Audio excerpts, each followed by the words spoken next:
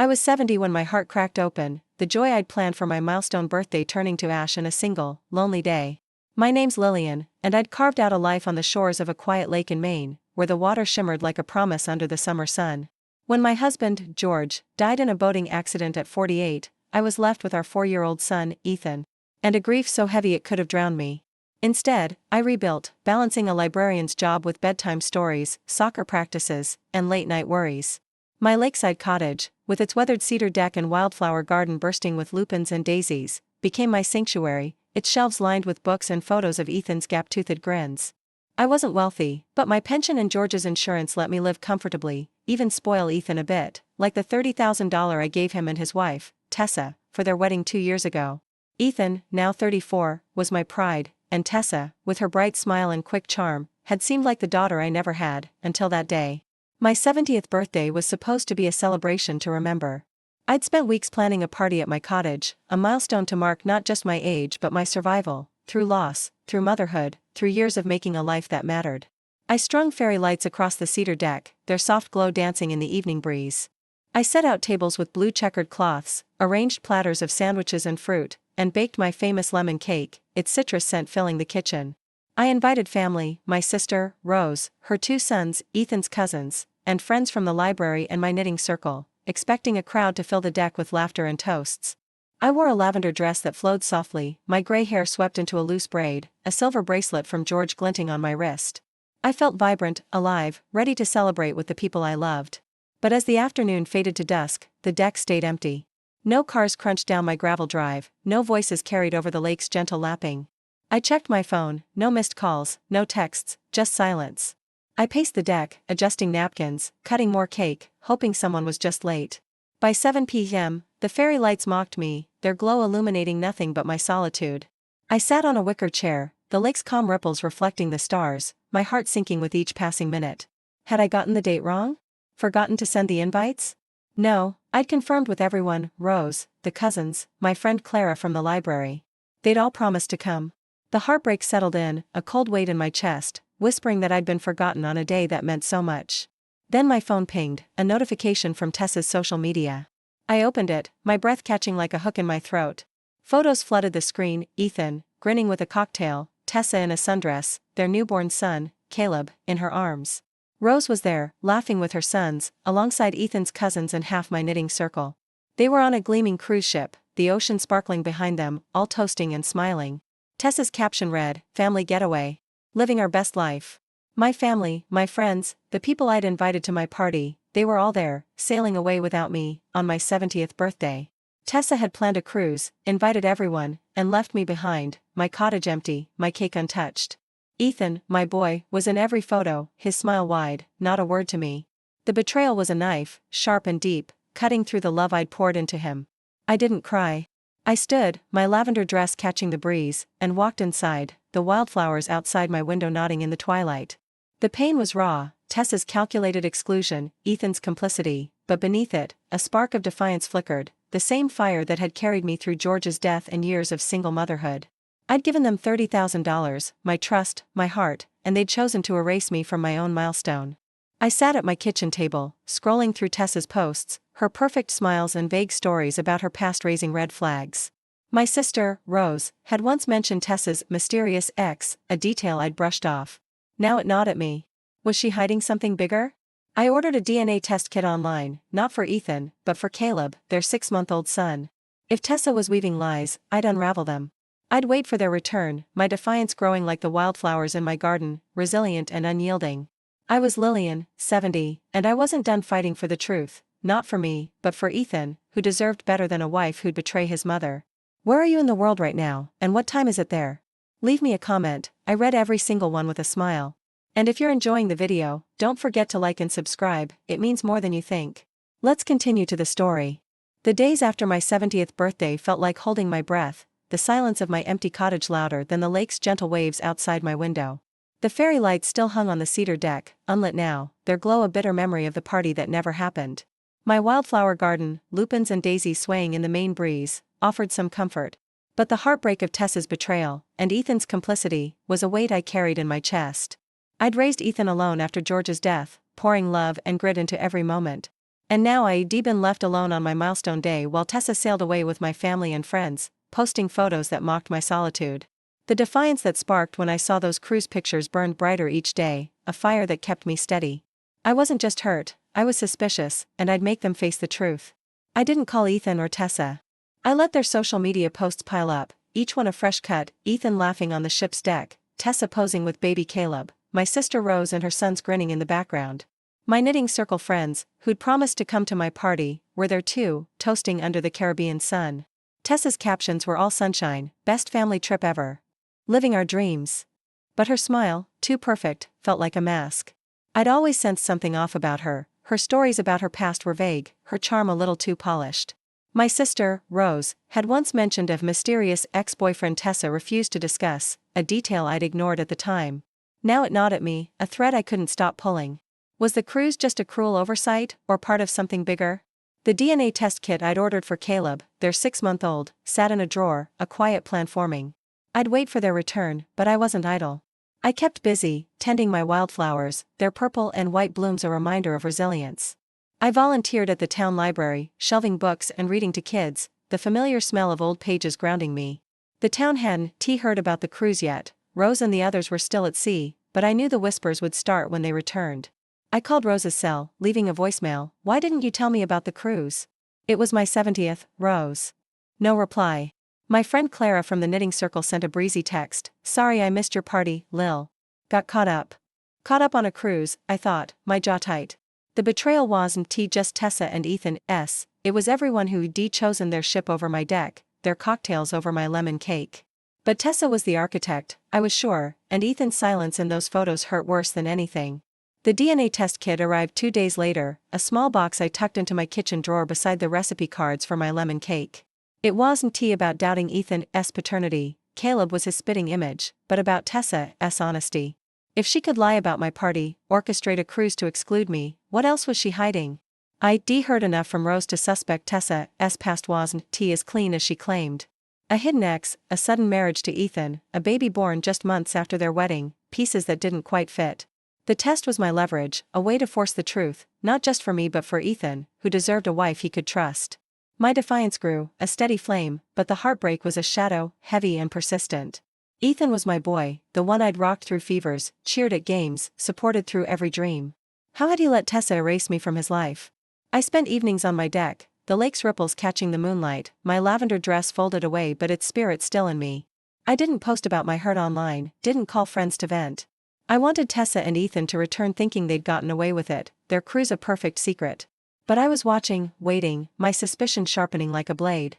The town library became my refuge, the kids' laughter as I read The Very Hungry Caterpillar, a reminder of the life I'd built.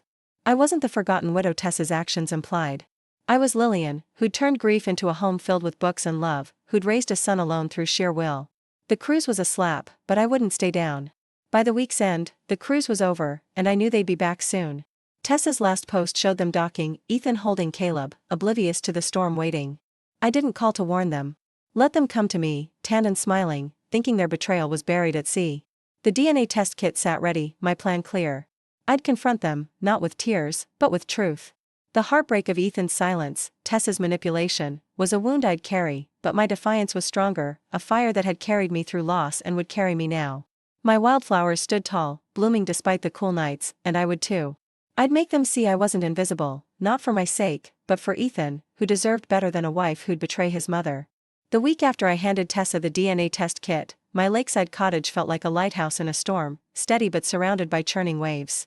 The wildflowers in my garden, lupins and daisies, stood tall under the Maine sun, their resilience a mirror to my own. The confrontation with Ethan and Tessa had left me shaken but resolute, the heartbreak of their betrayal a dull ache in my chest.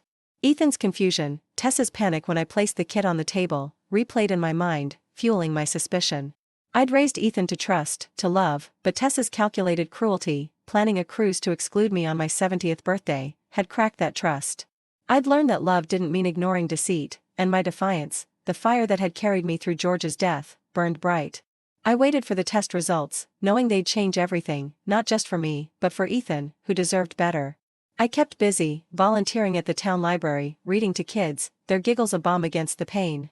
My sister, Rose, called, her voice heavy with guilt. Lillian, I'm sorry about the cruise.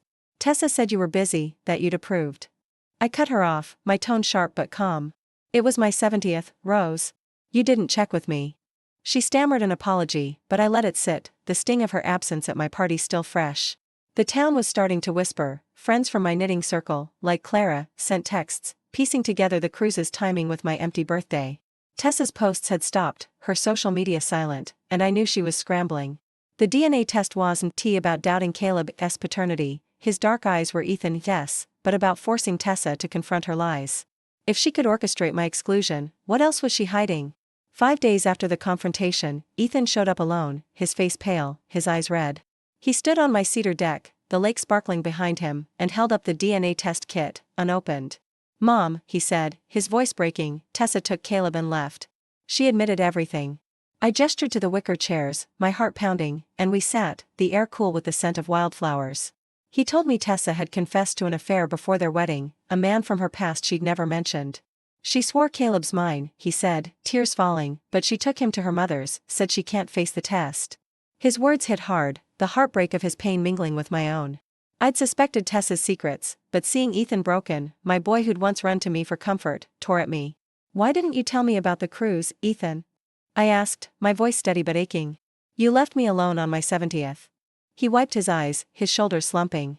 Tessa planned it, said it was a surprise for everyone. I didn't know it was your party day, Mom. I should have checked. I let you down. His admission softened me, but the betrayal still stung. I gave you $30,000 for your wedding, I said. I raised you to see me, to respect me. You let Tessa erase me. He nodded, his voice a whisper. I was blind, Mom. I thought she was perfect. I'm so sorry. I wanted to hug him, to soothe him like when he was small, but I held back. You need to face this, Ethan, I said. For you, for Caleb. Take the test. Know the truth. He left the kit with me, promising to talk to Tessa, his footsteps heavy on the deck. I sat alone, the lake's ripples catching the afternoon light, and felt the weight of the moment. The confrontation had cracked Tessa's facade, her departure proof of her guilt, but it hadn't healed the wound of Ethan's complicity. I'd raised him to be strong, to value family, but he'd been caught in Tessa's charm, her lies. The heartbreak was a scar, but my defiance was a shield. I called a lab contact from my library days, arranging to process the test if Tessa returned. If not, I'd push forward, for Ethan's sake. At the library, I read to kids, their laughter grounding me. My wildflowers bloomed, defiant against the coming cool nights, and I drew strength from them. Tessa didn't return, but Ethan did, 3 days later, with a swab from Caleb. She's at her mother's, he said, his voice hollow. I need to know, Mom.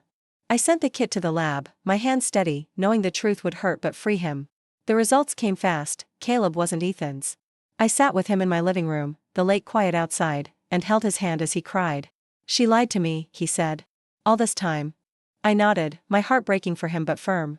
You deserve better, Ethan. You always did. Tessa's betrayal had shattered him, but I'd been there, through George's death, through every storm. I'd stand by him now, not as a victim, but as Lillian, who'd faced loss and won. The cruise, the empty party, were wounds, but my defiance was stronger, a fire that would light Ethan's way forward. I'd wait for him to heal, my cottage a haven, my resolve unyielding. The months after the DNA test results felt like spring after a long Maine winter, my lakeside cottage coming alive with the hum of new beginnings. The wildflowers in my garden, lupins and daisies, bloomed vibrant under the June sun, their colors a quiet defiance against the heartbreak that lingered like a scar. Ethan's world had shattered when the test confirmed Caleb wasn't his. Tessa's affair laid bare. She'd stayed at her mother's, refusing to return, her social media silent, her charm no match for the truth I'd forced into the open. Ethan's texts came daily, soft and seeking. Can we talk, Mom? I'm trying, I promise. I didn't rush to reply, letting him prove himself. I'd learned that love didn't mean erasing boundaries, not after Tessa's cruise had left my birthday deck empty, not after Ethan's complicity had cut so deep. The defiance that had driven me to hand Tessa that DNA test burned steady, a fire that warmed me through the pain. I was Lillian, and I'd write my own legacy. I leaned into my life at the town library, where I'd volunteered for years, reading to kids and organizing book drives. The children's laughter, their small hands clutching picture books, grounded me, reminding me of the life I'd built after George's death. I'd raised Ethan alone, turned grief into a home filled with love, and I wouldn't let Tessa's betrayal, or Ethan's mistake, define me. My sister, Rose, visited, her apology halting but sincere. I should have told you about the cruise, Lillian. Tessa said you were fine with it. I forgave her, but the sting of her absence at my 70th lingered, a reminder to guard my heart. The town had heard the story by now. Clara from my knitting circle spread it, her outrage at Tessa's stunt fueling whispers at the diner, the market, the library. Tessa's name was mud, and Ethan carried the weight of it, his once bright smile dimmed. One evening, as I watered my wildflowers, Ethan appeared, his truck crunching down my gravel drive. He carried a toolbox, offering to fix my deck's loose boards, his eyes tired but earnest. "Mom," he said, setting the tools down, "I'm so sorry. I let Tessa blind me. I didn't see what she was doing, to you, to us." We sat on the deck, the lake's ripples catching the sunset, and I listened.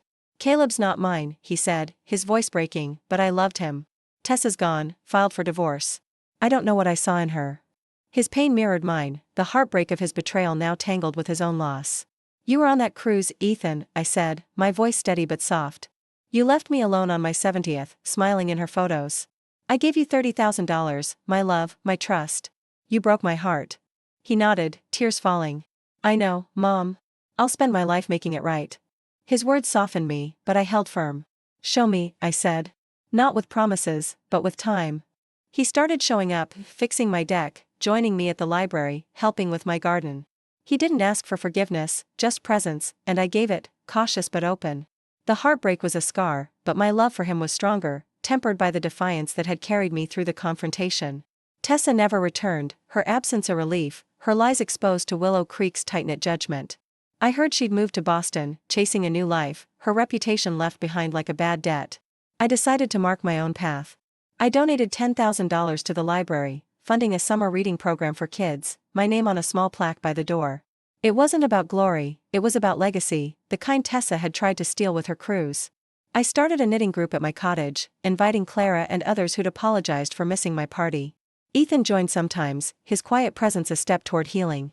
One evening, as we sat on the deck, the fairy lights I'd rehung glowing softly, he said, "I'm staying in town, Mom.